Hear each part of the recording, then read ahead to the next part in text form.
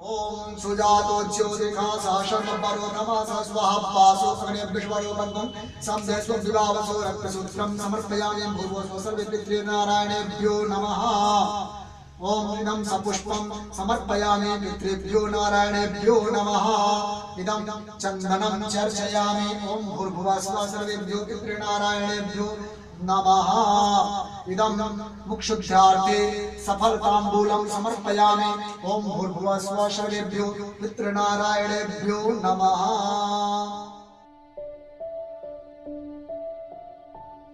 इस दुनिया में अगर कोई चला जाता है तो उसके परिजन पूरे रीति रिवाज से अंतिम संस्कार करते हैं, क्योंकि हिंदू धर्म में मान्यता यह है कि अगर मरने वाले का अंतिम संस्कार ना हो तो उसे मोक्ष नहीं मिलता।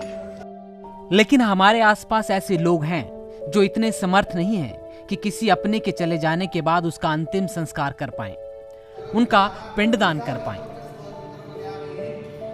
लेकिन इस समाज में चंडीगढ़ के रिटायर्ड इंस्पेक्टर जैसे लोग भी हैं जो इस दुनिया को अलविदा कह चुके लोगों को मोक्ष दिलवाने के लिए अपने जीवन के बहुमूल्य 25 साल दे चुके हैं और ये काम अभी भी जारी है। अप्रैल 95 में मेरा बेटा हुआ था, उसके दौरान ही मेरी डिलीवरी के टाइम मेरी वाइफ की डेथ हो गई। तो उसके बाद दिल उलझन में रहना शुरू हो गया। तो अक्सर मैं शमशान घाट वगैरह में जाके बैठ जाता था, कभी कहीं कभी कहीं। उन्होंने देखा कि शमशान घाट में बहुत सी अस्थियां लावारिस पड़ी हैं, जिन्हें गंगा में प्रवाहित करने के लिए कोई नहीं है। फिर मैंने सोचा दुनिया में आया कोई ना कोई काम ऐसा कर देना चाहिए जिससे हमें तो है, औरों को भी और लोगों को भी इसकी प्रेरणा मिले। जो वहाँ के इंचार्ज थे पंडित जी, बहुत आचार्य पंडित जी श्री श्यामलाल जी थे, उन्हें मैंने रिक्वेस्ट करी भाई मैं ये, वो बोले ये तो बहुत मुश्किल काम है, ये आप कहते रहे हो ये नहीं हो पाएगा। फिर रिक्वेस्ट करी तो फिर उन्होंने मेरे से बोले भाई चलो आप शुरू करो। उनके आशीर्वाद से मैंने ये काम शुरू कर दिया। तभी से ये काम शुरू हो गया जो अभी तक जारी है। पिछले 25 सालों में वो करीब 30,000 लोगों की अस्थियों को हरिद्वार जाकर प्रवाहित कर चुके हैं। में कई गरीब लोग हैं, कई लवारसों की अस्थियां हैं और कई अमीर हैं जिनके पास समय नहीं, वहीं छोड़ जाते हैं। पर पता नहीं परमात्मा ने ये मेरे पे कृपा करी है कि ये सेवा मेरे को दी है। उनके साथ हमारा यहाँ कोई रिश्ता है, ये जोड़ा तो उसने है। मैं तो यही कहता हूँ ईश्वर से, तेरी कृपा से हम सजे हैं, नहीं तो मोसो गरीब करोड़ पड़े हैं। श्यामलाल चंडीगढ़ पुलिस से बतौर इंस्पेक्टर पिछले साल ही रिटायर हुए हैं। पुलिस की नौकरी के दौरान उन्होंने अस्थियों को प्रवाहित करने का काम जारी रखा। वो महीने में एक बार हरिद्वार जरूर जाते थे,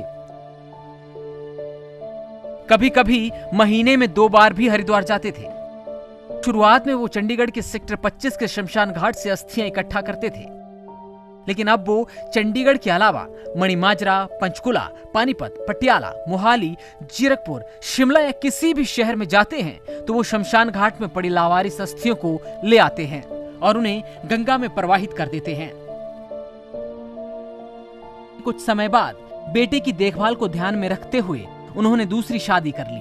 तब तक उनके परिवार में किसी को भी नहीं पता था कि वे लोगों की अस्थियां प्रवाहित करने के लिए हरिद्वार जाते हैं।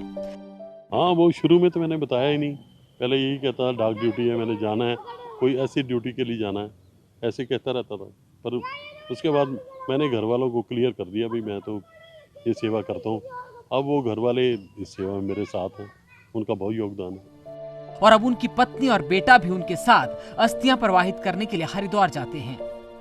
वो सभी का जाके वहाँ हरिद्वार प्रॉपर पंडित वगैरह को उठा के उनका पिंडदान कराना शुरू कर दिया।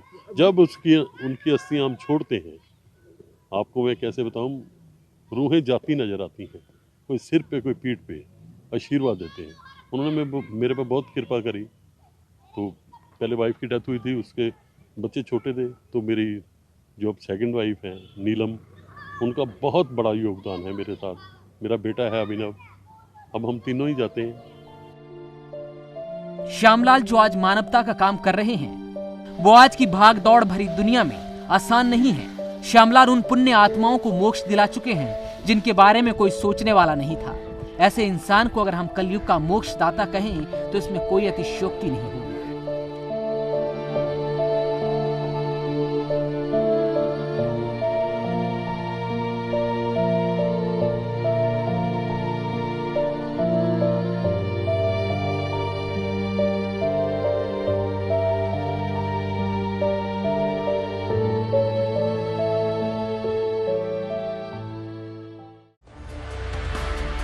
2400 घंटे लगातार खबरें देखने के लिए डाउनलोड करें ईटीवी भारत ऐप।